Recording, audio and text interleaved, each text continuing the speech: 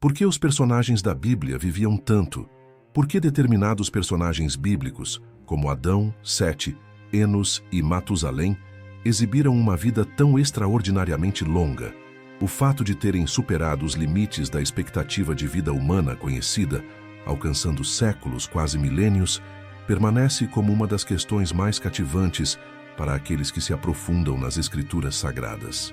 A extensa duração da vida dos indivíduos mencionados no livro de Gênesis continua a suscitar não apenas uma curiosidade de ordem histórica, mas também uma intensa contemplação espiritual sobre o significado da existência sob a completa presença divina nos alvores da criação. Você está no canal Castigo Divino Mag, onde mergulhamos nos grandes mistérios da Palavra de Deus. Já se inscreve aqui no canal, deixa o seu like, comenta e compartilha este vídeo. Antes de nos voltarmos para a ciência ou explicações contemporâneas, é crucial compreender que a narrativa bíblica não apresenta esses números como meras lendas ou amplificações simbólicas. Pelo contrário, são apresentados como registros intencionais, meticulosamente documentados ao longo da genealogia dos primeiros seres humanos. O texto do Gênesis não se limita a relatar a identidade dos patriarcas que viveram antes do dilúvio, mas também descreve com precisão as idades em que nasceram, morreram e até mesmo o período em que geraram filhos. Adão, o primeiro homem, viveu por 930 anos. Sete, seu filho, por 912 anos. Enos, 905 anos. Quenã, 910 anos. Maalalel, 895 anos. Jared, 962 anos. E Matusalém, o mais longevo de todos, por 969 anos. Essa sequência de homens, que compõem a linhagem anterior ao dilúvio, não é fortuita, mas integra uma construção profunda da narrativa divina. Ao analisar essa sucessão de nomes e números, percebemos que não estamos simplesmente diante de dados genealógicos, mas de uma mensagem codificada no tempo. Para a perspectiva divina, o tempo transcende um mero valor abstrato. Ele se manifesta como uma expressão da vida concedida, da graça sustentada e da promessa em contínuo desenvolvimento. A longevidade, nesses casos específicos, não se configura como uma aberração, mas como um reflexo da realidade de um mundo que ainda não havia sido totalmente comprometido pelo pecado. O próprio livro de Gênesis, ao iniciar sua narrativa com genealogias, revela que, para a visão divina, cada geração carrega consigo uma memória, um propósito e um período específico que colabora com o plano eterno. Matusalém, por exemplo, não apenas detém o recorde de longevidade, mas também incorpora um significado profético. Seu nome pode ser interpretado como "quando ele morrer, virá o juízo". E essa coincidência não é por acaso. De acordo com os cálculos da cronologia bíblica, Matusalém teria falecido no mesmo ano em que o dilúvio teve início, conforme registrado em Gênesis, capítulo 5, versículo 27. Em outras palavras, sua existência se estende como um aviso silencioso, uma contagem regressiva viva para um juízo iminente que seria derramado sobre toda a terra nos dias de Noé.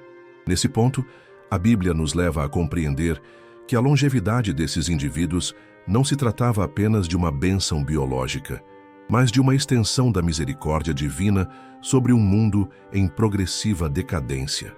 Mesmo quando a maldade começou a se disseminar, a duração da vida ainda era prolongada como um instrumento da paciência divina, aguardando que a humanidade se voltasse para o Criador.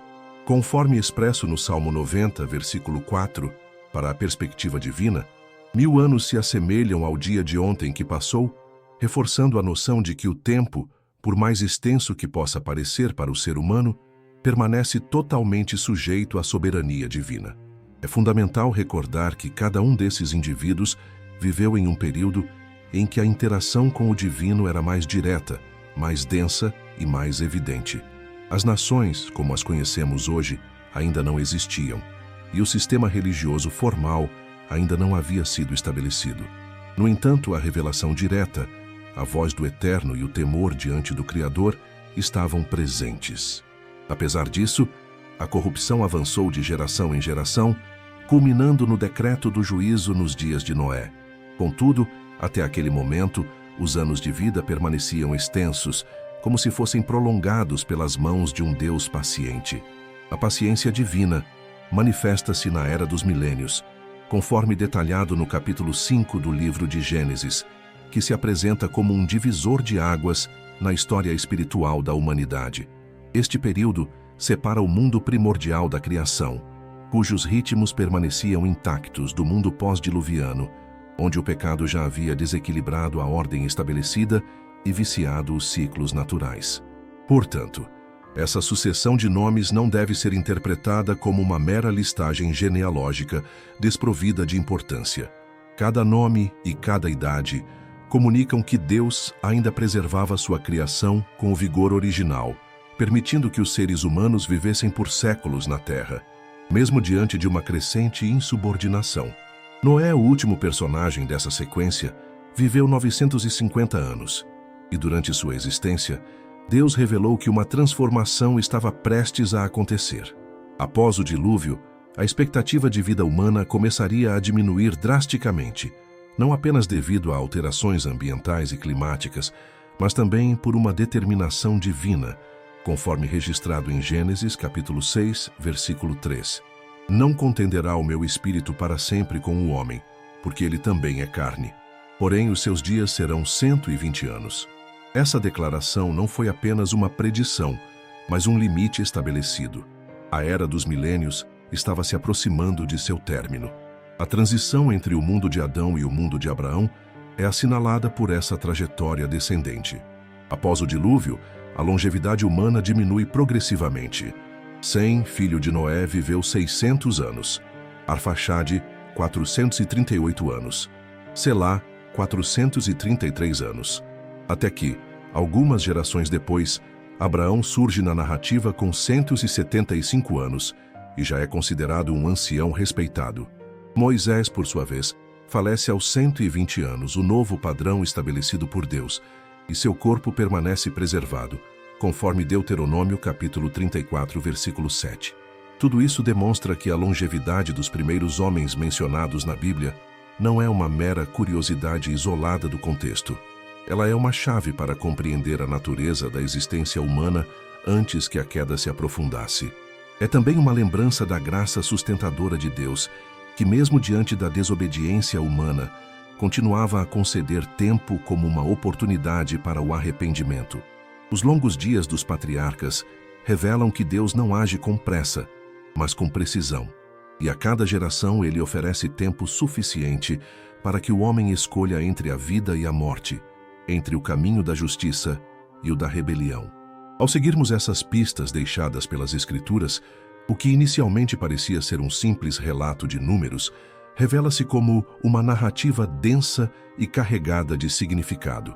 O tempo de vida de cada homem nos informa algo sobre a condição da humanidade, sobre a misericórdia de Deus e sobre o que Ele espera de cada geração. E quando compreendemos que viver muito não era apenas uma bênção, mas também uma responsabilidade, começamos a enxergar esses nomes sob uma nova perspectiva. A Era dos Milênios, portanto, transcende a mera curiosidade bíblica. Ela se torna um espelho do que fomos e um contraste com o que somos atualmente. E talvez seja também um prenúncio do que ainda está por vir. Pois, se no princípio o homem viveu séculos e depois teve seus dias abreviados, é possível que o propósito original ainda esteja reservado para um tempo futuro. Afinal, as promessas de Deus nunca se restringiram à quantidade de vida, mas abrangem a qualidade da eternidade.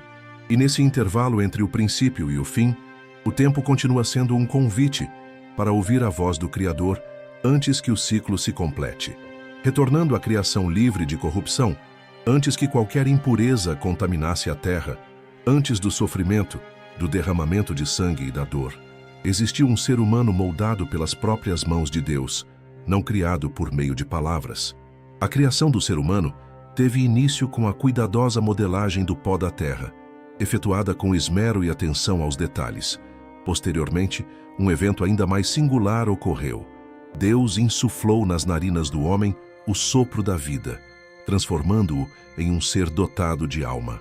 O versículo 7 do capítulo 2 de Gênesis se destaca como um dos mais profundos da revelação, pois nele reside a origem não somente de nossa existência, mas também de nossa identidade primordial. É precisamente nesse ponto que começamos a desvendar a razão pela qual os primeiros seres humanos desfrutaram de uma vida tão longa. O corpo de Adão, o primeiro homem, possuía características distintas das nossas. Ele não foi gerado a partir de outro corpo, portanto, não herdou predisposições a doenças, deformidades ou traumas genéticos. Sua constituição física e espiritual era imaculada, não perfeita no sentido moral, uma vez que o homem mantinha o livre-arbítrio, mas sim perfeita em sua estrutura, saúde e integridade. Adão representava a obra-prima do Criador, meticulosamente projetada para operar sem falhas, deterioração ou prazo de validade. Eva, a mulher, criada a partir de sua costela, compartilhava dessa mesma pureza original. Ambos habitavam um ambiente edênico, onde o ar se mantinha intocado pela poluição. O solo não estava sujeito à maldição e o tempo não havia sido corrompido pelo pecado. Essas condições são relevantes para compreendermos a longevidade humana em seu princípio. A notável duração da vida desses homens não se tratava de uma exceção miraculosa, mas sim da expressão da normalidade inerente à criação original. Naquele estado de pureza, o organismo humano não travava guerras internas contra si mesmo. Os sistemas imunológicos não enfrentavam sobrecargas. O coração desconhecia a exaustão.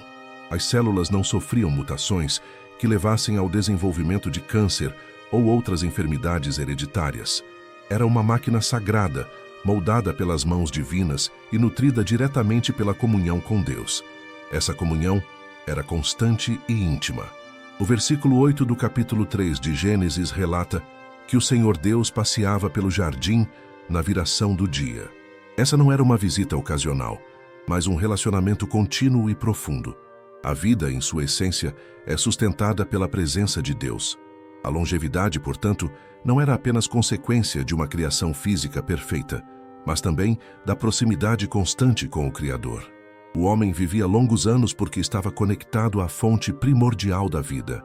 A energia vital que o mantinha não era meramente biológica, mas também espiritual. No entanto, essa condição paradisíaca não perduraria indefinidamente. O pecado, como uma ferida profunda, interrompeu essa ligação direta. Essa ruptura não causou apenas vergonha e separação moral, mas também inaugurou um processo de decadência e deterioração. A morte adentrou o mundo não como um fim imediato, mas como uma fissura gradual na estrutura do ser humano. O versículo 12 do capítulo 5 de Romanos declara que, por meio de um único homem, o pecado entrou no mundo, e por meio do pecado, a morte. Assim, a morte se estendeu a todos os homens. Essa morte não se manifestou instantaneamente em termos físicos, mas começou a se revelar como limitação, fragilidade e desgaste. Com o passar das gerações, a estrutura outrora incorruptível começou a sentir os efeitos acumulados da queda. Ainda assim, nos primeiros séculos após Adão, seus descendentes preservavam traços dessa perfeição original. Era como um eco da criação, reverberando nos ossos e no sangue dos patriarcas. Por essa razão, observamos homens como Sete, Enos e Matusalém ultrapassando os 900 anos de vida. A degeneração estava em curso, mas seu ritmo ainda era lento. O DNA humano mantinha-se robusto, resistindo à deterioração. A memória genética da pureza ainda não havia sido completamente apagada. Era como se o homem, mesmo em sua condição caída, permanecesse próximo demais da origem. Essa proximidade sustentava seus dias com um vigor que hoje dificilmente conseguimos conceber. Portanto, não é razoável comparar nossa biologia contemporânea com a dos primeiros seres humanos. Não existe um paralelo direto. O que vivenciamos hoje é o resultado. A condição humana atual reflete milênios de acúmulo de falhas. A cada nova geração, desvios genéticos são transmitidos, erros se acumulam, tornando o corpo humano progressivamente mais suscetível a enfermidades. Entretanto, no Jardim do Éden, a realidade era distinta. O corpo de Adão não sofria de inflamações crônicas, resistência à insulina ou doenças autoimunes. Ele não enfrentava um ambiente hostil, pois tudo ao seu redor contribuía para a vida. A criação, naquele estágio inicial, estava sob a completa proteção divina. Além disso, havia um elemento ainda mais significativo: a árvore da vida, situada no centro do jardim, conforme descrito em Gênesis 2:9. O homem tinha acesso irrestrito a ela. Essa árvore não era meramente simbólica, mas sim uma realidade física, uma provisão divina destinada a sustentar a vida de forma contínua. Quando Deus expulsou o homem do Éden, ele declarou, em Gênesis 3:22, que essa ação foi necessária para impedir que o homem estendesse a mão, tomasse também da árvore da vida e vivesse eternamente. Isso indica que a imortalidade não dependia apenas da criação original do corpo humano, mas também do acesso a essa árvore. Ao ser impedido de acessá-la, o homem perdeu esse meio de vida perpétua. A árvore da vida representava uma extensão da presença de Deus. Enquanto o homem permanecia no jardim, ele estava cercado de fontes que preservavam seu vigor.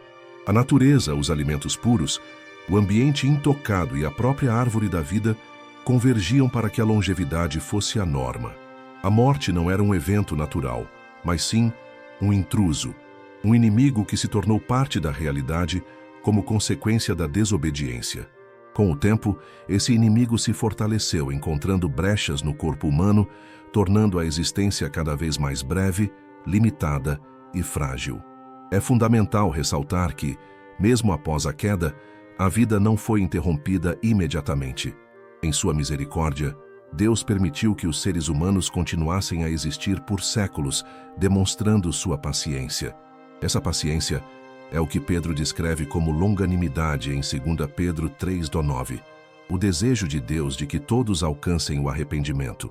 Os longos anos de vida dos primeiros homens foram uma manifestação dessa espera, um tempo estendido para que o arrependimento florescesse, a justiça fosse aprendida e a revelação se desenvolvesse. Nesse contexto, compreendemos que a longevidade bíblica era muito mais do que uma simples característica biológica. Era uma dimensão espiritual, um reflexo do relacionamento íntimo com Deus, uma herança do Éden que persistiu por gerações antes de ser completamente eliminada pela corrupção do mundo. A estrutura original do ser humano não foi concebida para a morte. O projeto de Deus era a vida, a continuidade e a comunhão. Tudo isso se manifestava no tempo que ele concedia a cada indivíduo. Hoje, olhamos para trás e nos admiramos com as idades registradas em Gênesis. No entanto, para Deus, o que causa espanto é a brevidade da vida atual. O Salmo 90:10 declara que os dias da nossa vida chegam a 70 anos, ou para os mais fortes, 80 anos. Contudo, a maior parte deles é sofrimento e cansaço, pois a vida passa depressa e nós voamos. Isso não representa um padrão ideal, mas sim um reflexo da queda. O ser humano foi criado para viver plenamente, não para se consumir rapidamente. O tempo encurtado é um retrato do distanciamento do propósito original. Apesar disso, ainda há esperança. O mesmo Deus que soprou vida no Éden continua a infundir vida espiritual sobre aqueles que creem. A obra de Cristo na cruz não apenas redime a alma, mas também inicia um processo de restauração que culminará na glorificação completa do corpo. Paulo afirma em Romanos, capítulo: Se o espírito daquele que ergueu Jesus dentre os mortos reside em vocês, saibam que o mesmo que ressuscitou Cristo dentre os mortos também trará vida aos seus corpos mortais, por meio do Espírito que habita em vocês. Tal promessa sinaliza um futuro onde a deterioração será derrotada, a degeneração será revertida e a vida florescerá em sua totalidade. Aquilo que se perdeu em Adão será recuperado em Cristo, e se no princípio o ser humano foi criado para viver, o fim será ainda mais glorioso, pois será criado para nunca mais experimentar a morte. Contudo, até a chegada desse dia, continuamos a vivenciar os reflexos do Éden, carregando em nossos corpos uma pálida recordação da perfeição outrora existente, aguardando a restauração que, embora já iniciada no espírito, ainda anseia por manifestar-se plenamente no corpo.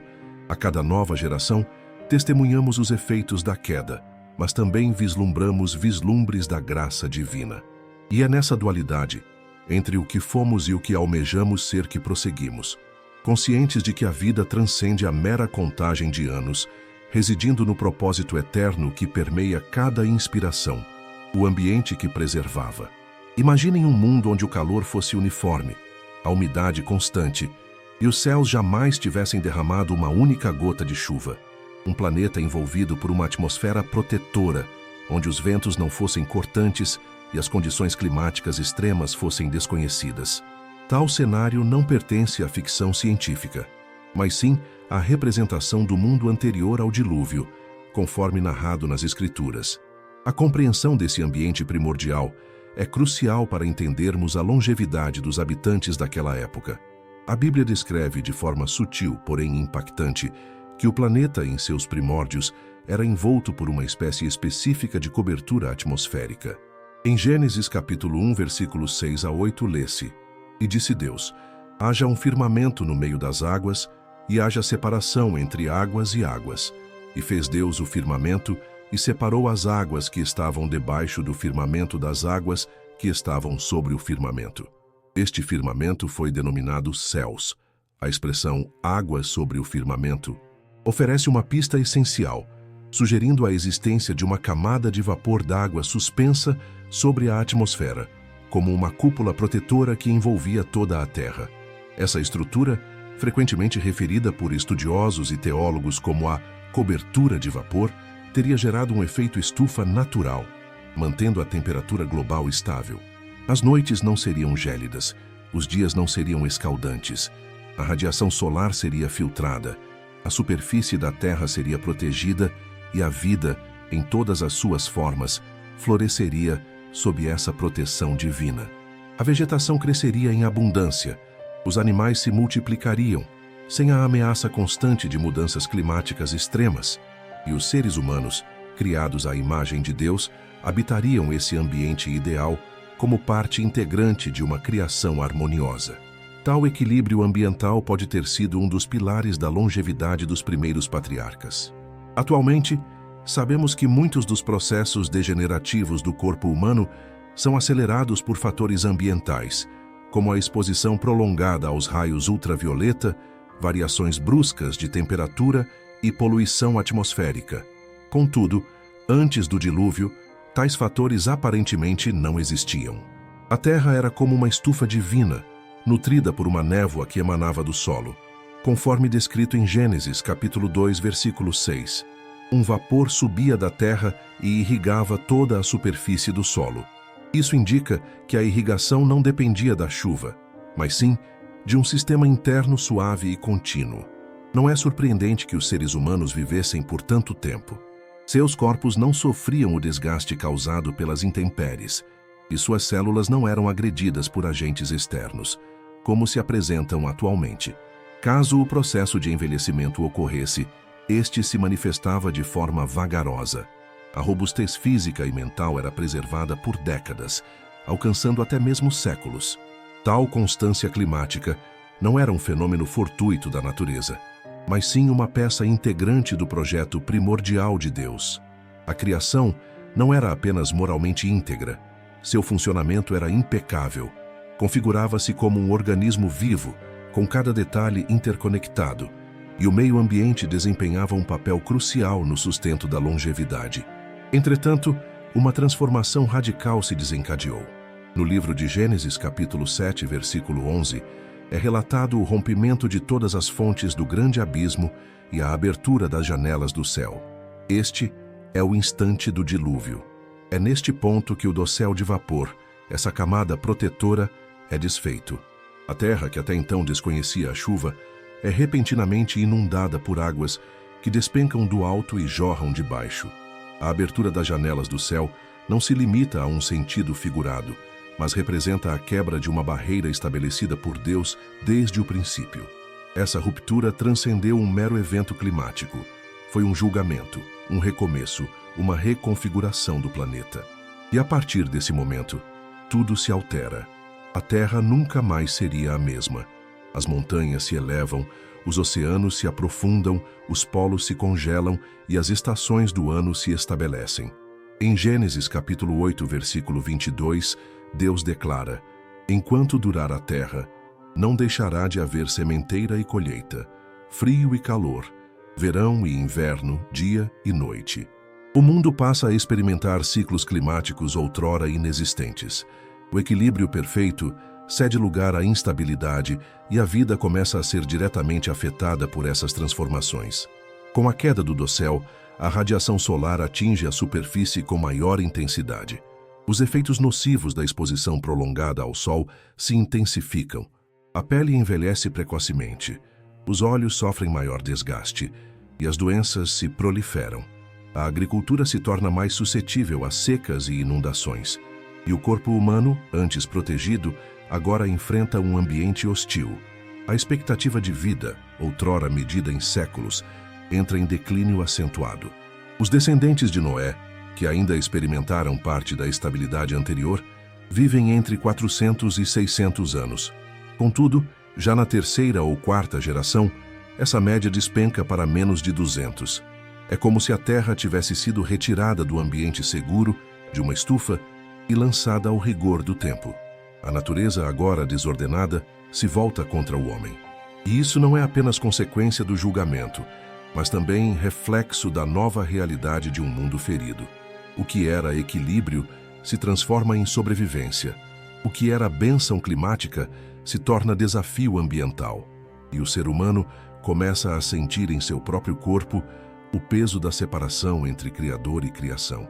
Essa passagem da história também nos oferece uma lição espiritual. O ambiente que nos cerca não é neutro. Ele coopera com o propósito de Deus ou se torna um sinal de sua ausência. No Éden, tudo contribuía para a vida. Após o dilúvio, a criação geme, como Paulo escreve em Romanos, capítulo 8, versículo 22. Toda a criação geme e está juntamente com dores de parto até agora. Ela anseia pela libertação da vaidade, da corrupção e da decadência. E esse gemido não é apenas teológico, mas se manifesta na instabilidade do clima, na escassez de recursos e nas catástrofes naturais que marcam nossa época.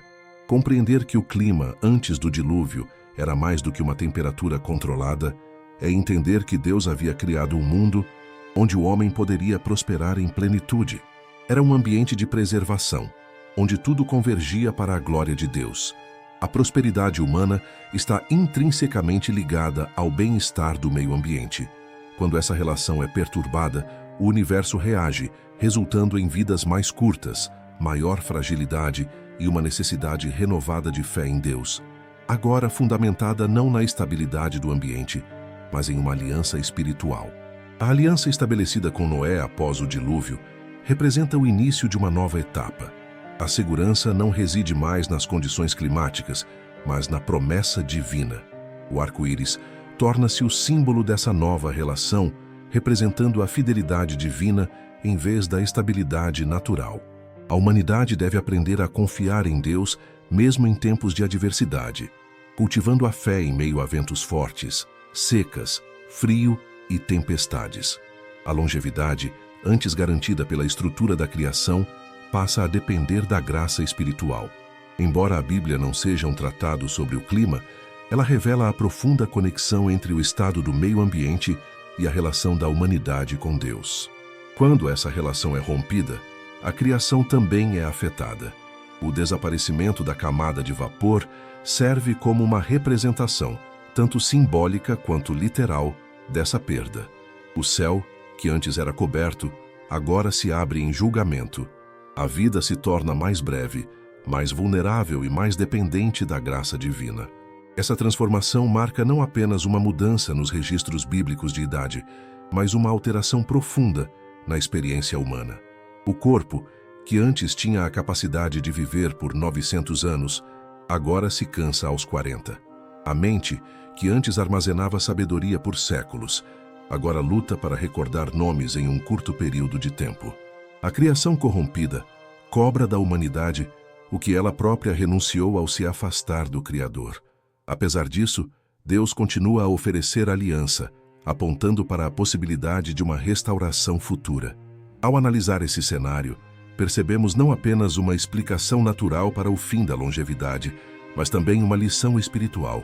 A vida distante da presença constante de Deus torna-se mais curta, instável e vulnerável. O clima que antes protegia não existe mais, mas o Deus que mantém sua promessa permanece imutável. É por meio dele que a história continua a ser escrita, mesmo após a ruptura do céu, a queda, o sacrifício e a passagem do tempo. A morte não fazia parte do plano original. Quando Deus criou a humanidade, não a destinou ao envelhecimento, à deterioração e ao desaparecimento. Pelo contrário, a vida concedida no Éden era plena, vibrante e inerentemente eterna. Naquele estágio da criação, o tempo não era uma contagem regressiva, mas um convite à eternidade. No entanto, algo aconteceu que interrompeu o fluxo da vida. A entrada do pecado foi como um fragmento espiritual lançado no âmago da existência humana, e sua primeira consequência foi invisível: a separação.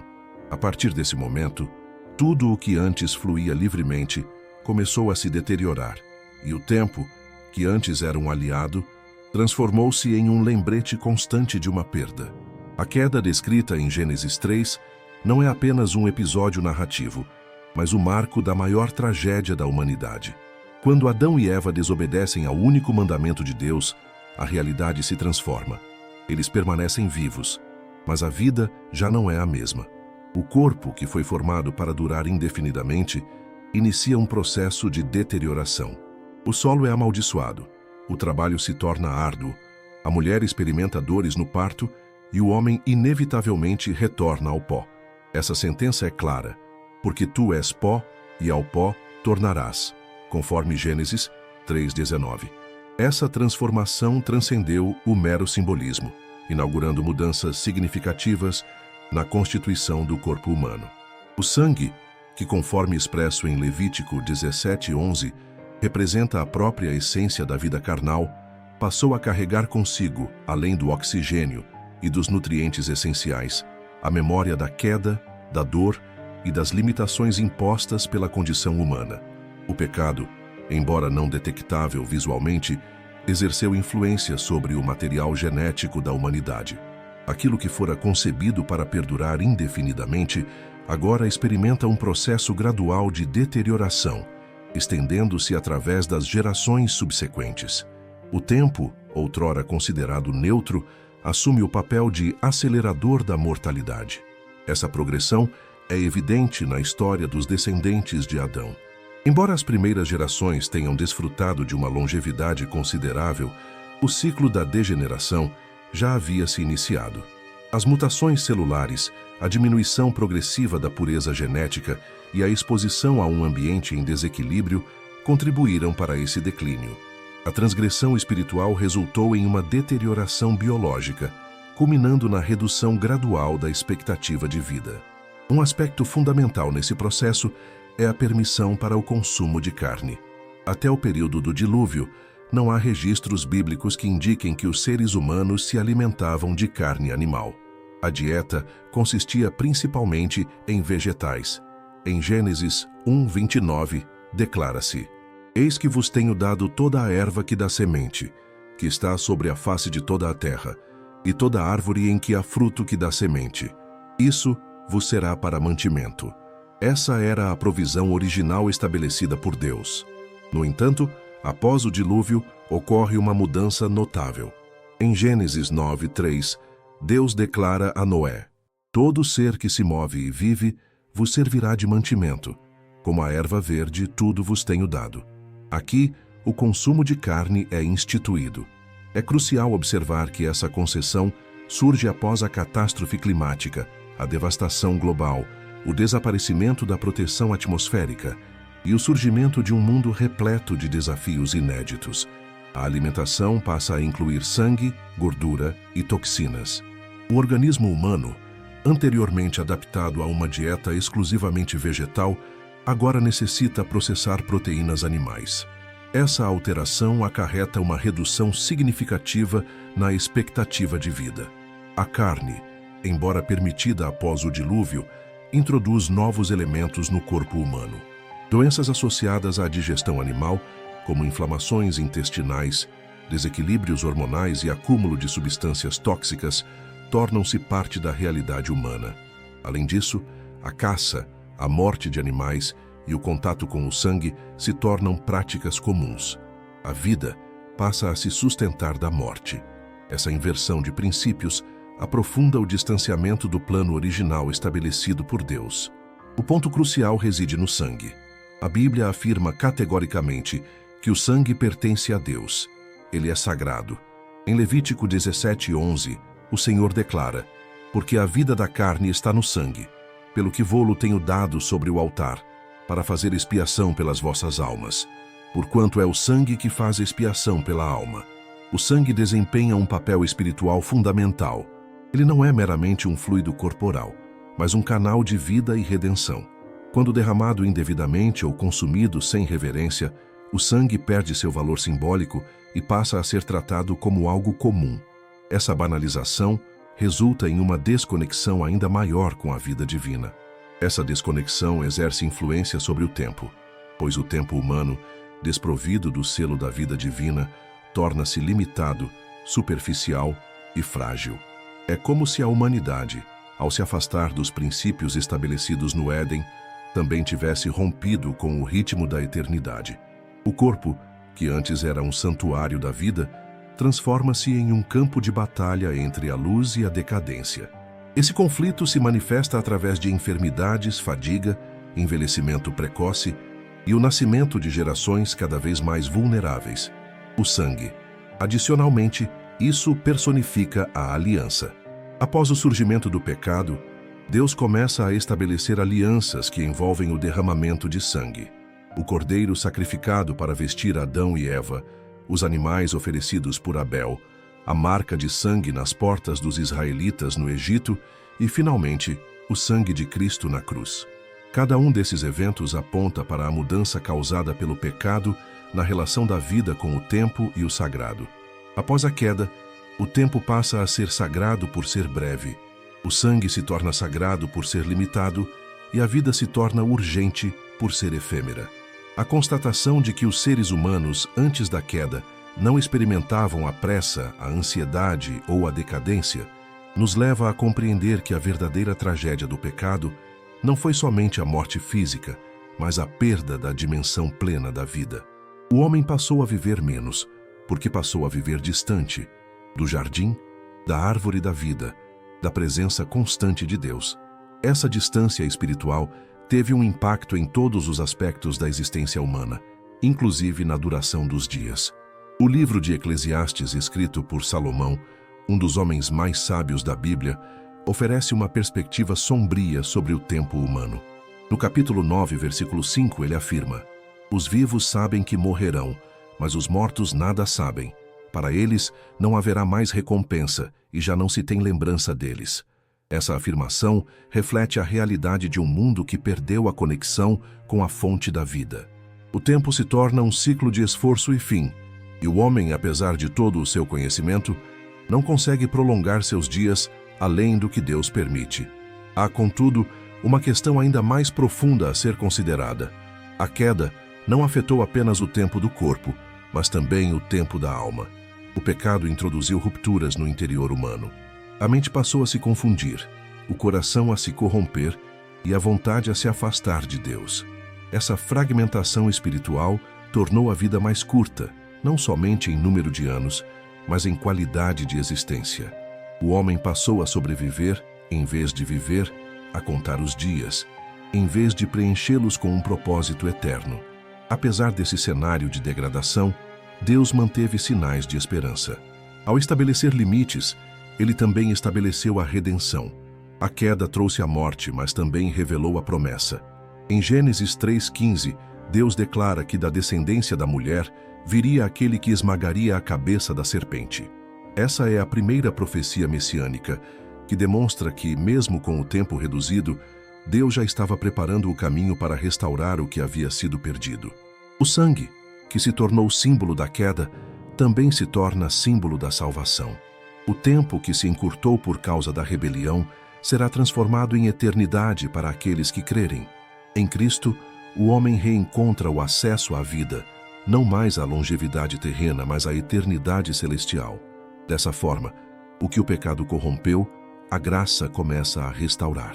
O tempo e o sangue caminham juntos na narrativa da salvação, e é por isso que, ao compreendermos a relação entre a queda, o sangue e o encurtamento da vida, também entendemos a necessidade da cruz.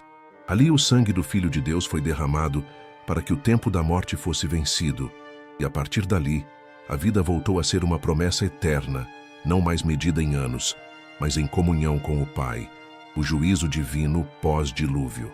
A terra, aquele lugar não tinha mais a mesma essência. O que havia sido idealizado como um refúgio perfeito, cheio de vida vibrante, de concórdia e de união espiritual com o divino, agora se encontrava maculado, deteriorado, profundamente machucado. A transgressão se alastrou como um tóxico silencioso, infiltrando-se não somente nas ações praticadas pelos homens, mas também nas suas motivações internas, nas suas cogitações mais íntimas, nos seus anseios mais profundos. E a divindade, que personifica a paciência, a compaixão e a misericórdia, observava atentamente. Contudo, chegou um momento crítico em que o limite da tolerância foi ultrapassado, e nesse instante crucial, algo inédito foi determinado: o fim da humanidade na forma como era conhecida até então. O livro de Gênesis, no seu 6º capítulo, descreve esse cenário com uma precisão que causa calafrios. Está registrado que a maldade humana havia se multiplicado exponencialmente sobre a face da terra, e que todas as inclinações dos pensamentos do coração humano eram exclusivamente voltadas para o mal de forma contínua. A terra, que fora criada para ser a morada da glória divina, havia se transformado em um palco de depravação, de brutalidade e de decadência moral. E então, no versículo 3, de maneira solene e definitiva, são registradas as palavras do próprio Senhor: meu espírito não permanecerá para sempre no ser humano, pois ele é carne, e os seus dias serão de 120 anos. Essa declaração representa muito mais do que uma simples diminuição no tempo de vida. Ela é uma sentença de natureza espiritual. A divindade, que havia sustentado gerações por incontáveis séculos, agora estabelece um limite, não apenas no plano biológico, mas também no plano espiritual. O Espírito do Senhor não mais se esforçaria para contender com o ser humano de forma indefinida. Isso significava que a presença divina, que ainda pairava como um vestígio da criação original, se retiraria de maneira mais intensa. E quando essa força vital se distancia, a existência se torna mais breve. É nesse contexto que a expectativa de vida começa a declinar de maneira abrupta. Antes do dilúvio, os indivíduos viviam 800, 900 anos. Após essa resolução divina, esse padrão é completamente desfeito. Noé, que ainda fazia parte da geração anterior, viveu 950 anos. Seus descendentes, no entanto, não ultrapassam a marca dos 600. E a partir desse ponto, a curva se torna descendente. 438 anos para Arfaxade, 433 para Selá. Até que, algumas gerações adiante, surge Abraão com seus 175 anos, sendo considerado um ancião de grande respeito. Essa redução não foi um fenômeno meramente natural, mas sim o reflexo de uma determinação divina. A divindade não estava apenas tratando de uma questão biológica, estava julgando uma geração inteira. O dilúvio representou a forma mais severa de juízo já aplicada sobre a terra e, simultaneamente, uma oportunidade de recomeço. O juízo não significou um término absoluto, mas sim uma interrupção com o propósito de preservação. Noé e sua família foram salvos, não por mérito próprio, mas por pura graça divina. Está registrado no livro de Gênesis, no capítulo 6, versículo 8. Noé, porém, encontrou graça aos olhos do Senhor. A graça divina resgatou um remanescente. Contudo, o mundo, após o dilúvio, nunca mais seria o mesmo. O ambiente, como já vimos, passou por uma transformação radical. A atmosfera perdeu sua camada protetora. As águas deixaram cicatrizes profundas na geografia. A criação gemia em angústia, e o tempo humano, que antes se estendia por séculos, agora seria medido em décadas. Essa alteração na longevidade humana não foi apenas uma consequência climática, mas sim um novo decreto divino sobre a vida. O ser humano, que antes desfrutava de um tempo prolongado como uma manifestação da paciência divina, passaria a viver menos como uma expressão do juízo estabelecido. No entanto, é fundamental compreender que o juízo divino nunca é desprovido de propósito. Ele não representa um fim em si mesmo. Ele sempre aponta para algo maior, revelando verdades essenciais. A brevidade da vida era, na realidade, uma mensagem clara, uma advertência visível, uma forma de recordar ao ser humano que a existência desprovida da presença divina é frágil, finita e efêmera. O tempo de vida foi encurtado para que o homem se lembrasse constantemente dessa fragilidade. A existência de cada um não deve ser gasta de forma improdutiva. Moisés, ao elaborar o Salmo 90, suplica: ensina-nos a dimensionar nossos dias, para que possamos obter um coração sábio. Essa prece surge da compreensão de que a duração da vida humana é finita e, portanto, precisa ser aproveitada com um objetivo claro. O julgamento ocorrido após o dilúvio também representou o início de uma nova etapa na revelação divina. Até aquele momento, Deus tinha se manifestado de maneira direta, por meio de demonstrações pessoais e experiências singulares. Contudo, a partir desse ponto, Deus começa a desenvolver uma história de redenção fundamentada em pactos, promessas e intervenções progressivas. E o período de tempo reduzido passa a exercer um papel fundamental nesse processo, tornando-se um elemento de aprendizado. Cada geração subsequente dispõe de menos tempo e, por essa razão, necessita valorizar ainda mais aquilo que lhe é concedido. Abraão, Isaque, Jacó, Moisés e Josué viveram por menos tempo do que seus predecessores, mas o fizeram com uma meta mais definida.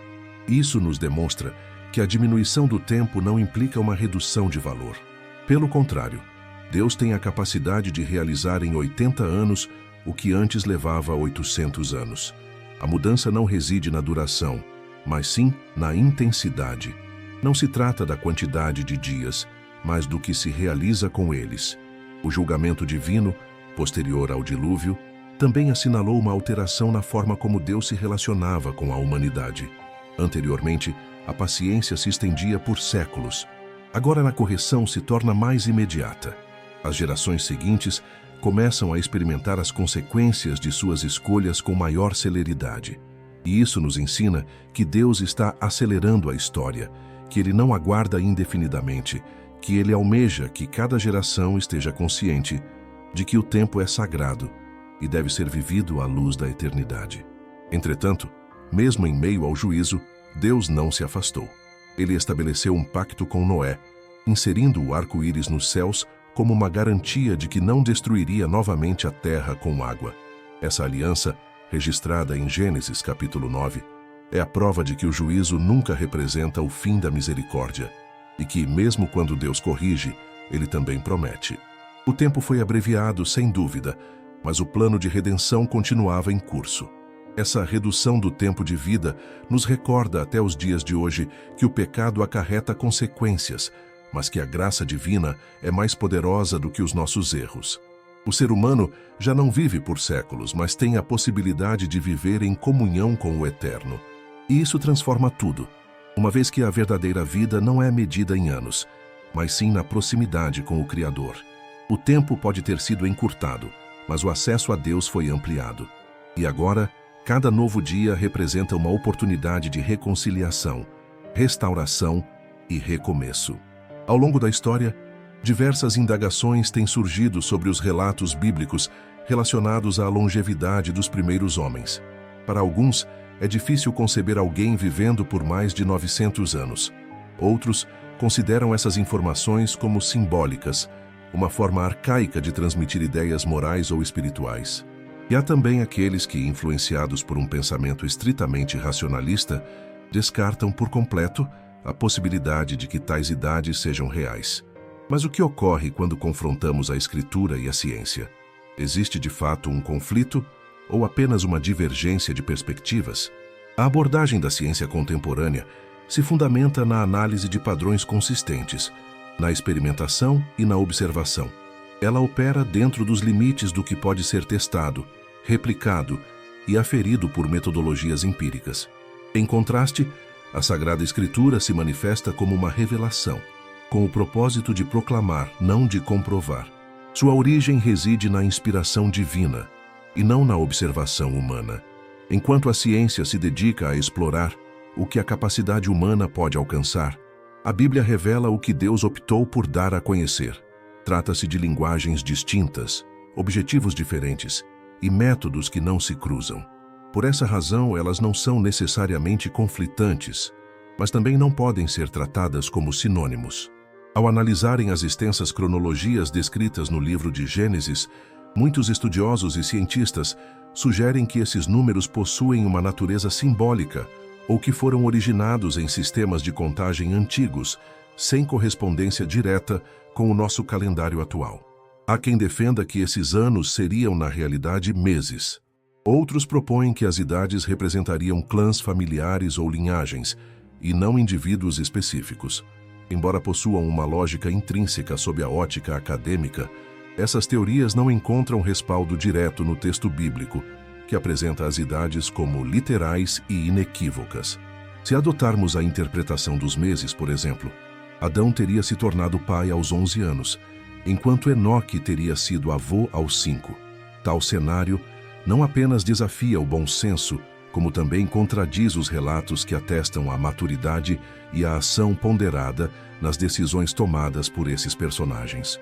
Se considerarmos que as idades representavam dinastias ou tribos, perderíamos por completo a coerência interna da genealogia bíblica, que não se limita a informar os anos de vida, mas também especifica as idades exatas em que os patriarcas geraram seus descendentes, apresentando uma progressão clara que une cada geração à seguinte. Portanto, a Bíblia não sugere qualquer simbolismo nesses casos. Ela trata esses números com precisão e uniformidade: idade ao gerar o filho, anos restantes de vida e idade total. Isso denota uma intenção de registro histórico e não alegórico, mesmo que essa perspectiva possa ser difícil de assimilar para a mentalidade moderna. Não podemos manipular o texto para que ele diga o que não diz. A palavra de Deus é clara, mesmo que transcenda nossa plena compreensão. É nesse ponto que reside a principal tensão entre a ciência e a Escritura. A ciência demanda evidências, enquanto a Bíblia exige fé. O cristão, ao transitar entre essas duas esferas, não precisa necessariamente negar uma para aceitar a outra. O conflito surge quando a ciência, restrita ao mundo natural, tenta julgar o sobrenatural, ou quando a fé, temendo o ceticismo, busca se moldar às convenções humanas. Nenhuma dessas posturas é proveitosa. A solução reside no reconhecimento das limitações. A própria ciência admite que nem tudo pode ser explicado. O universo abriga inúmeros mistérios ainda não desvendados. A origem da consciência, a matéria escura, os multiversos, o comportamento quântico. As perguntas superam em muito as respostas. Curiosamente, as áreas onde a ciência encontra seus maiores obstáculos são justamente aquelas onde a Bíblia se manifesta com maior autoridade: a origem da vida, a essência da natureza humana, o propósito da existência. O livro de Hebreus, em seu capítulo 11, nos lembra que a fé é a certeza de coisas que se esperam e a convicção de fatos que não se veem. Essa não é uma rejeição da razão, mas sim o reconhecimento da finitude humana. A fé não se opõe à lógica, mas a transcende. Ela adentra onde a lógica se detém, iluminando onde a razão se confunde. Ao abordarmos a questão da longevidade bíblica, é precisamente isso que está em jogo: a fé na revelação divina versus a dependência exclusiva da observação.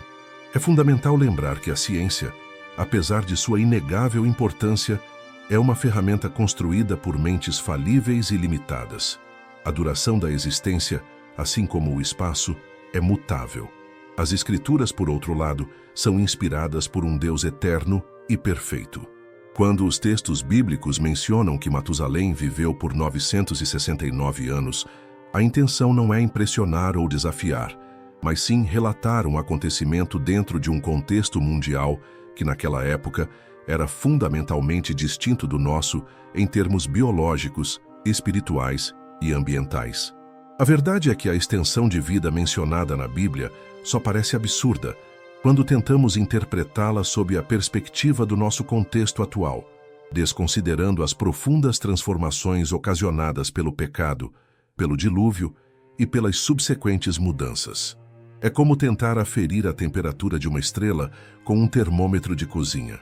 São escalas divergentes, dimensões diferentes, propósitos distintos, e mesmo dentro do campo científico, encontramos registros que desafiam nossa lógica, como pessoas com mutações genéticas extremamente raras, que experimentam um envelhecimento desacelerado, registros de células que se multiplicam indefinidamente e animais que vivem por séculos. Todos esses exemplos ilustram que a vida possui nuances que transcendem nossa compreensão. Então, por que seria impossível para o Criador da vida manter um corpo humano por séculos, se assim o desejasse? As Escrituras nunca exigiram uma aceitação cega, mas também nunca condicionaram a verdade à validação científica. Jesus curou cegos, caminhou sobre as águas e ressuscitou os mortos. Nenhum desses eventos pode ser replicado em laboratório. No entanto, transformaram vidas, marcaram a história e continuam a ser proclamados em todo o mundo, porque a fé não é comprovada por microscópios, mas sim vivida.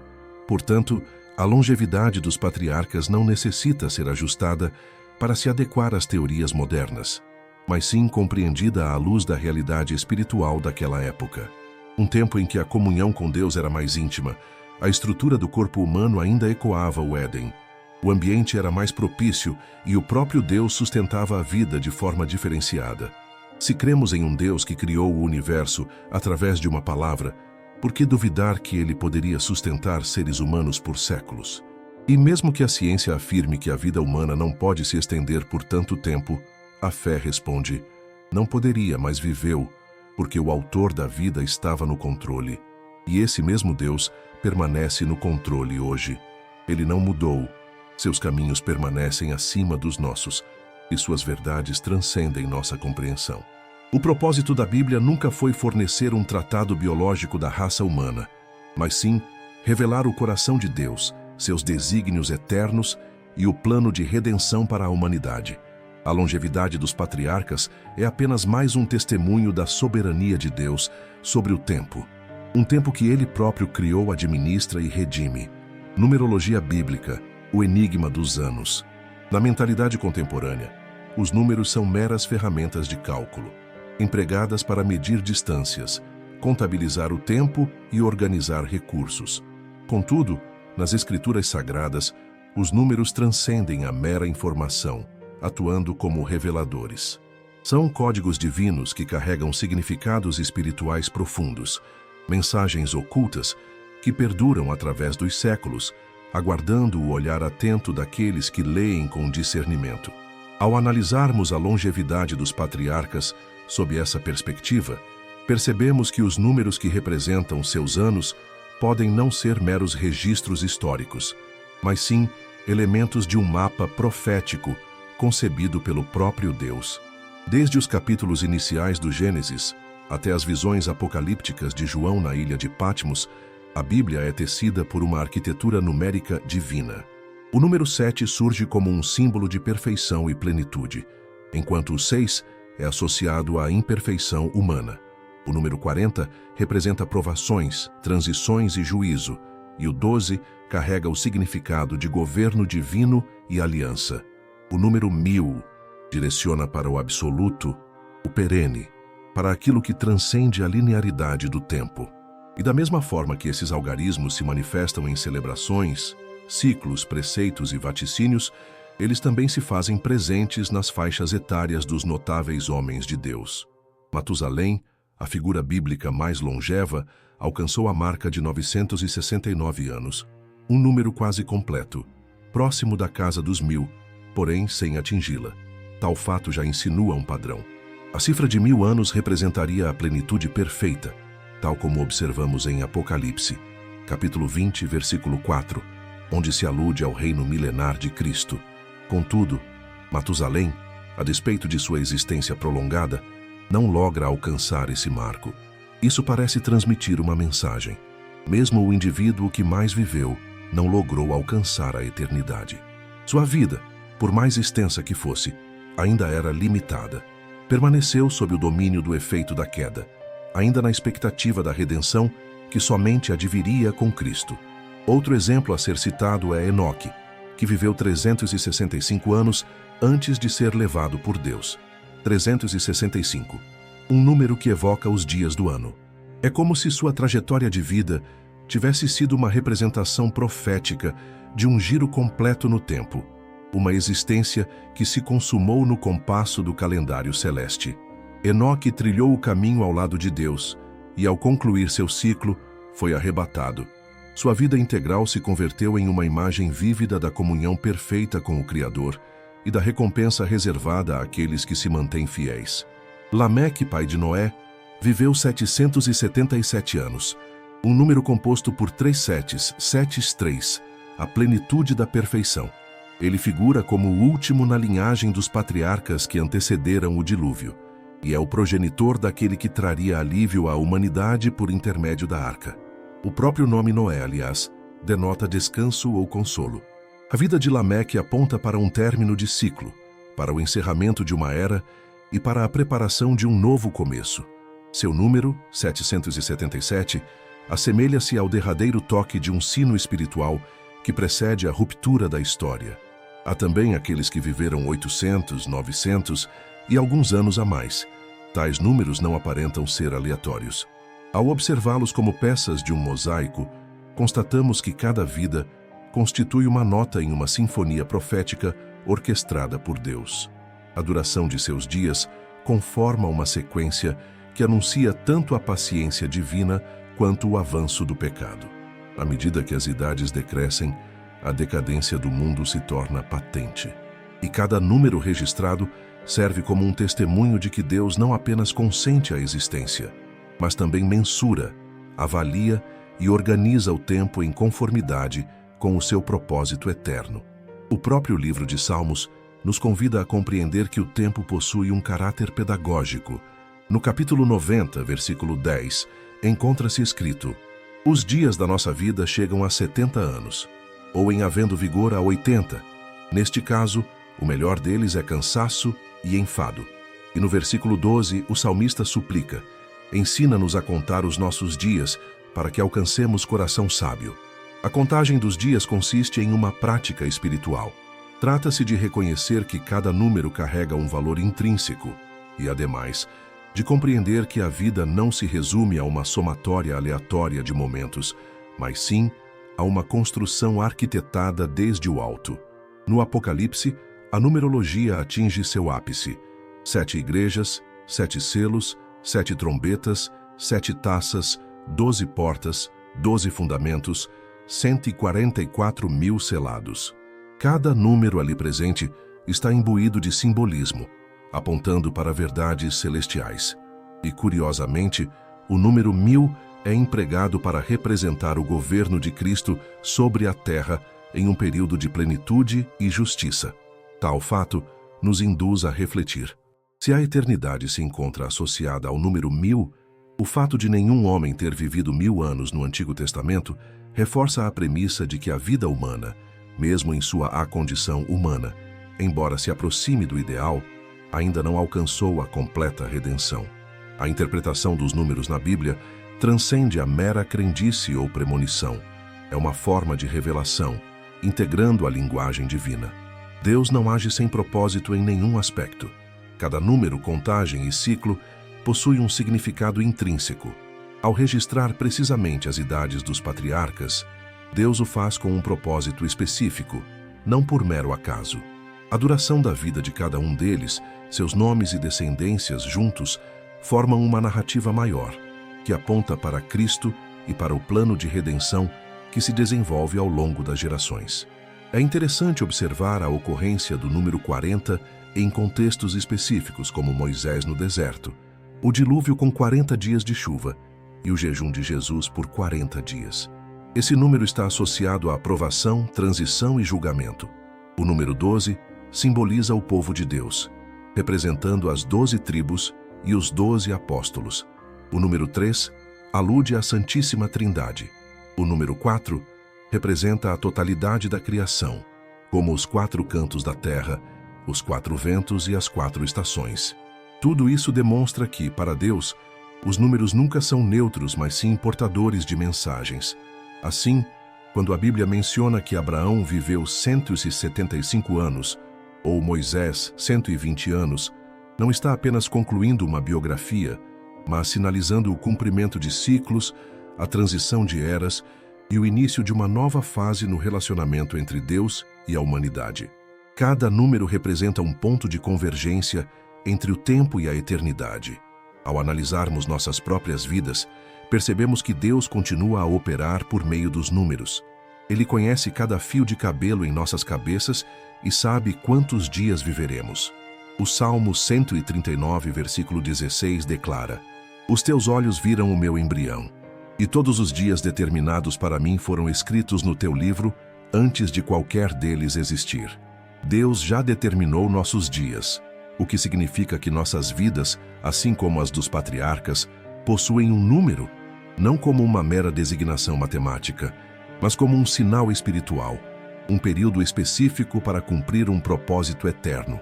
Portanto, a numerologia bíblica não é uma doutrina isolada, mas uma ferramenta que amplia nossa compreensão da atuação de Deus no tempo.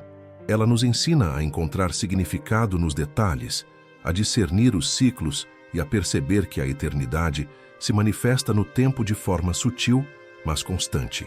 Se aprendermos a observar os números com reverência, perceberemos que eles não apenas narram uma história, mas nos convidam a participar dela. A vida é um número escrito pelo dedo de Deus. No final, o que mais importa não é quantos anos vivemos, mas o que nosso número revela sobre quem fomos e sobre quem Ele é, o sopro divino e seu tempo em nós. As Escrituras revelam que a humanidade transcende a mera matéria, abrangendo também o espírito. Desde os primeiros versículos do Gênesis, torna-se evidente que a vida verdadeira teve início quando Deus soprou o fôlego da vida em Adão. Gênesis 2:7 declara: E formou o Senhor Deus o homem do pó da terra, e soprou em suas narinas o fôlego da vida, e o homem tornou-se alma vivente. Esse sopro representou mais do que um simples ato de criação. Foi uma transferência direta da essência do Criador para a criatura. Foi a infusão do tempo eterno de Deus dentro dos limites temporais do homem. Por essa razão, a humanidade carregou dentro de si uma centelha de eternidade ao longo dos séculos. A longevidade dos patriarcas, não à qual nos referimos, não é meramente explicada por elementos materiais ou do meio ambiente. A fonte verdadeira da longevidade residia naquele primeiro alento.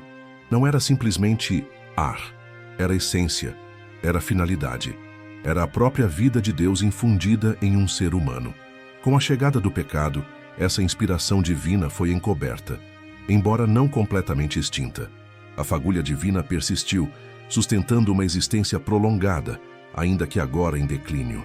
Cada pessoa, ao nascer, traz consigo o sinal desse sopro vital. Mesmo após a queda, o Criador continuou a conceder vida. O Salmo 104, versículo 30, proclama: Envias o teu fôlego, eles são criados, e assim renovas a face da terra. Há uma continuidade no alento de Deus, uma renovação incessante da vida, mesmo em um mundo imperfeito. Contudo, o que se transformou foi a experiência do tempo. A passagem do tempo começou a exercer um peso sobre a humanidade. Aquilo que era eterno tornou-se efêmero. Aquilo que era vigor transformou-se em limitação. O sopro eterno entrou em conflito com o tempo corrompido. Apesar disso, essa tensão entre o tempo divino e o tempo terreno faz parte do projeto de redenção. Deus jamais renunciou a restaurar aquilo que Ele mesmo havia insuflado. Por essa razão, Ele enviou seu Filho. No Evangelho de João, capítulo 20, versículo 22, após a ressurreição, Jesus surge aos discípulos e sopra sobre eles, dizendo: Recebam o Espírito Santo. Esse instante não é apenas simbólico, é uma religação direta com o Gênesis. O segundo Adão, agora ressuscitado, replica o gesto do Criador, indicando que o plano de salvação inclui um novo alento, uma nova era, uma nova existência. Essa inspiração espiritual é o que ampara os fiéis atualmente. Mesmo em um corpo sujeito à mortalidade, há uma vida eterna vibrando internamente. O apóstolo Paulo escreve em 2 Coríntios capítulo 4, versículo 16: Ainda que o nosso homem exterior se corrompa, o interior, contudo, se renova de dia em dia. A renovação interior é a respiração do Espírito, é o fôlego divino soprando sobre as cinzas da humanidade. Essa realidade espiritual nos reconecta ao tempo de Deus. O tempo de Deus não é cronológico, mas sim o kairos, não apenas o cronos. É o momento oportuno, o tempo eterno, o tempo divino. É o período em que o passado, o presente e o futuro convergem em um único ponto. E esse tempo penetrou em nós quando recebemos o Espírito. Por essa razão, um simples momento de adoração pode conter a eternidade. Uma prece sincera pode derrubar as barreiras do tempo. Uma vida repleta do Espírito não é medida por anos, mas sim por impacto, por transformação, por glória. Aqueles que viveram séculos talvez não tenham compreendido plenamente o que carregavam, mas em cada inspiração deles havia mais do que oxigênio. Havia um resquício da eternidade. Eles foram marcados por um alento que provinha diretamente do céu. Um fôlego que, mesmo obscurecido pelo pecado, ainda resistia ao desgaste. É por isso que suas histórias perduram até hoje. Não por terem sido extensas, mas por terem sido profundas. Não por terem durado, mas por carregarem algo eterno. Jesus, ao vir ao mundo, viveu 33 anos, mas seus dias foram repletos do Espírito, cheios do tempo de Deus. O impacto de sua vida transcende gerações. Ele é o maior exemplo de que a eternidade não depende da duração, mas da origem. Quando a origem é celestial, o tempo se dobra. Quando a vida é gerada pelo Espírito, ela triunfa sobre a morte. Quando o fôlego provém de Deus, nem a sepultura pode silenciar. É por isso que a promessa do corpo glorificado, da vida eterna e da ressurreição fazem sentido. Não são criações teológicas, mas sim restaurações do plano original. A vida abundante que em João 10:10, Jesus fez uma promessa que abrange não apenas o âmbito espiritual, mas também o físico, o futuro e a totalidade da existência. A eternidade, que agora reside em nós como uma semente, um dia se manifestará como o ambiente em que vivemos. O sopro de Deus que atualmente sentimos em nosso íntimo como espírito, transbordará em glória completa. Enquanto aguardamos esse momento, carregamos esse tesouro precioso em vasos de barro. Vivemos no tempo de Deus em meio às tribulações da terra, enfrentando enfermidades, sofrimentos, perdas e limitações. No entanto, dentro de nós reside a respiração daquele que triunfou sobre a morte. A cada suspiro de fé, renovamos nosso compromisso com a eternidade. Cada palavra de adoração nos lembra que nossa existência não se restringe ao presente. Cada renúncia, cada ato de obediência e cada demonstração de amor são formas de estender essa eternidade a outras pessoas. Assim como os primeiros seres humanos, deixamos marcas que transcendem o tempo. Não precisamos viver 900 anos para sermos lembrados. Basta vivermos com o sopro de Deus em nós, conscientes de que seu tempo reside em nosso interior. Devemos viver como aqueles que já experimentam a eternidade, mesmo em meio às adversidades terrenas, vislumbrando o plano original de Deus para um corpo glorificado. Quando refletimos sobre corpos glorificados, geralmente nossa atenção se volta para o futuro, para o momento da ressurreição, para a promessa de transformação instantânea, conforme descrito em 1 Coríntios 15, 51, 52. Contudo, poucos percebem que os sinais dessa promessa já ecoavam desde o Éden, como uma projeção divina presente na criação original. A longevidade dos patriarcas, suas capacidades físicas e espirituais, e até mesmo os elementos do jardim, apontavam para uma verdade mais profunda. O plano original de Deus para o corpo humano transcendia a mera sobrevivência, visando a glória. Adão, o primeiro homem, foi moldado pelas mãos do Criador. Não nasceu, mas foi formado. O sopro divino mencionado em Gênesis 2:7 não apenas lhe concedeu vida, mas também ativou algo que nenhuma geração posterior experimentou em sua plenitude: uma natureza livre de corrupção, um organismo em sintonia com a eternidade, um corpo criado para coexistir com Deus em plenitude. Adão não apenas vivia, mas refletia a imagem do Altíssimo em sua totalidade. Sua estrutura física e espiritual não estava sujeita às limitações do tempo, como as conhecemos hoje. Não havia desgaste, dor, doença ou morte. Seu corpo era uma extensão da santidade com a qual foi criado. Esse estado original era uma antecipação do corpo glorificado, prometido aos que são salvos. O Éden era um vislumbre do futuro reservado à humanidade em sua forma mais elevada. Com a entrada do pecado, não apenas a imortalidade foi perdida, mas também a glória. Em Romanos 3:23, o apóstolo Paulo nos lembra que todos pecaram e foram destituídos da glória de Deus. Essa glória não se restringia à presença espiritual, mas se manifestava na integridade física, na comunhão plena e no domínio sobre a criação. O pecado obscureceu o que era visível e palpável. Mesmo após a queda, vestígios desse plano original ainda se manifestavam nos patriarcas. Homens como Adão, Sete, Enos, Quenã e muitos outros viveram por séculos, mantendo uma vitalidade quase sobrenatural.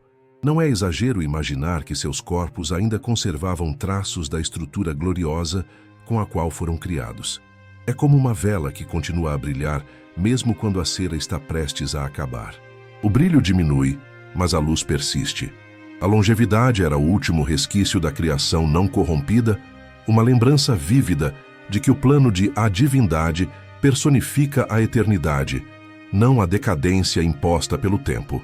O corpo glorificado, conforme retratado nas Escrituras Sagradas, ostentará atributos de incorruptibilidade, poder, natureza espiritual e celestial. Em sua primeira carta aos Coríntios, no capítulo 15, versículos 42 a 44, o apóstolo Paulo detalha essa metamorfose transcendental. O corpo, presentemente sujeito à corrupção, é semeado, mas ressurgirá imaculado. Plantado em desonra, manifestar-se-á em glória. Debilitado em sua essência, levantar-se-á robusto e vigoroso. O corpo natural é sepultado, mas um corpo espiritual emergirá. Essa descrição transcende a mera teologia, revelando uma profunda verdade.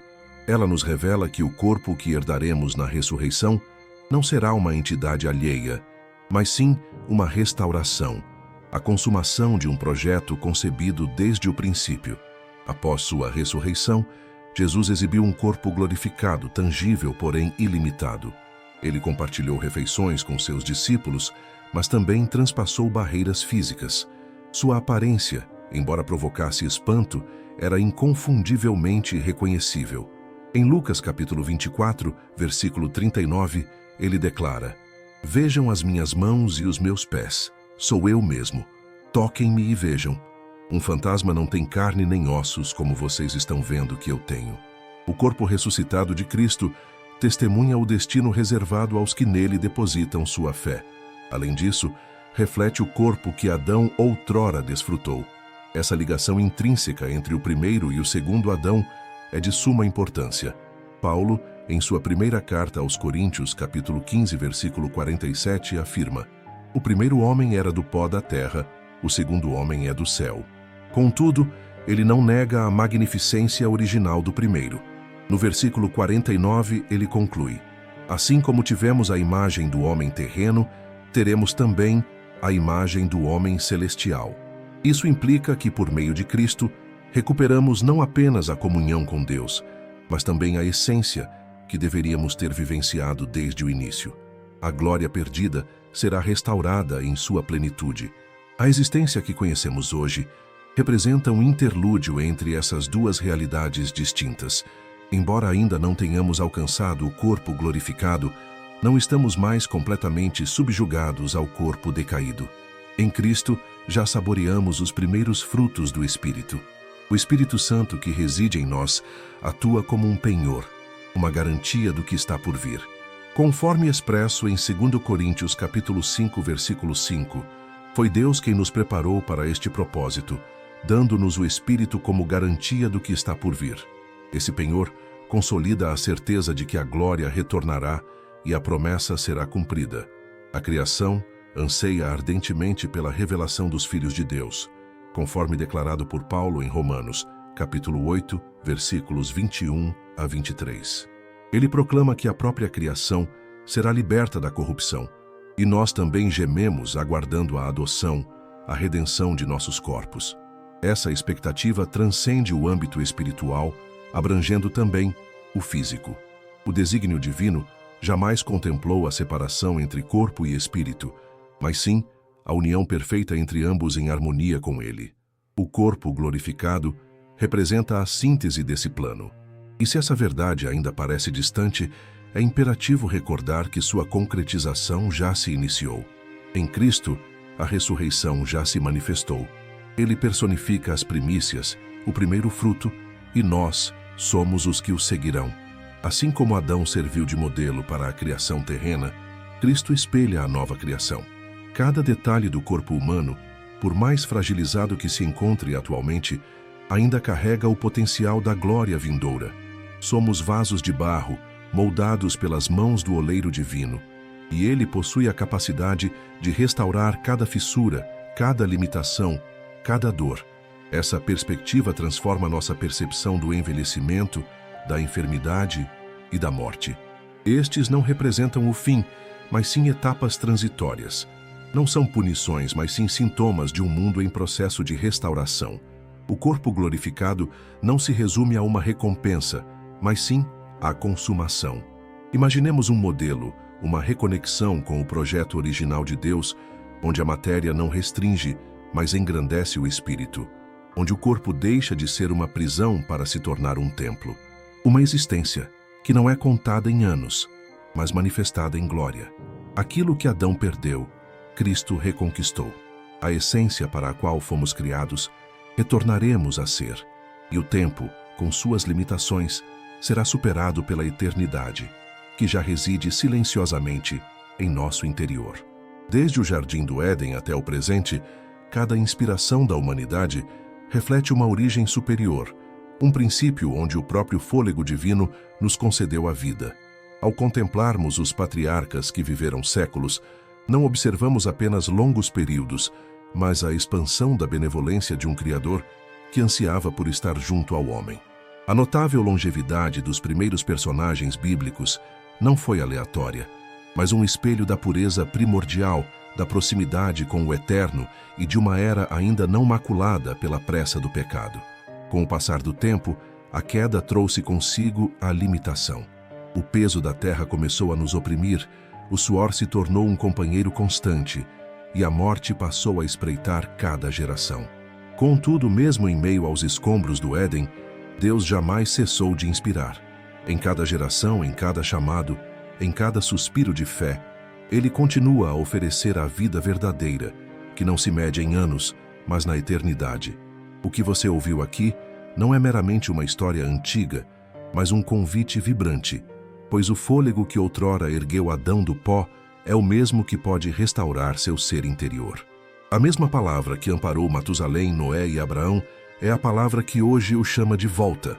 Jesus Cristo, o segundo Adão, veio não só para ensinar, mas para restaurar, para soprar novamente, para reacender aquilo que o pecado tentou extinguir. E se ao longo deste vídeo você sentiu algo em seu coração, se percebeu um vazio que o tempo do mundo não consegue preencher, é porque o Espírito Santo está o chamando. Talvez você esteja distante, talvez nunca tenha se entregado, talvez acredite que seja tarde demais, mas a verdade é que, enquanto houver vida, ainda há tempo.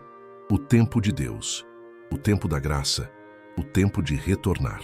Ele não almeja a perfeição, mas a entrega.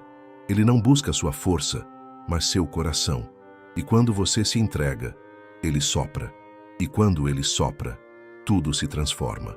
Hoje, caso você deseje se reconciliar com nosso Salvador Jesus Cristo, seja por ter se desviado dos caminhos, seja para iniciar uma nova jornada rumo à salvação eterna, escreva nos comentários: Eu te aceito, Senhor Jesus, como meu único e suficiente Senhor e Salvador da minha vida.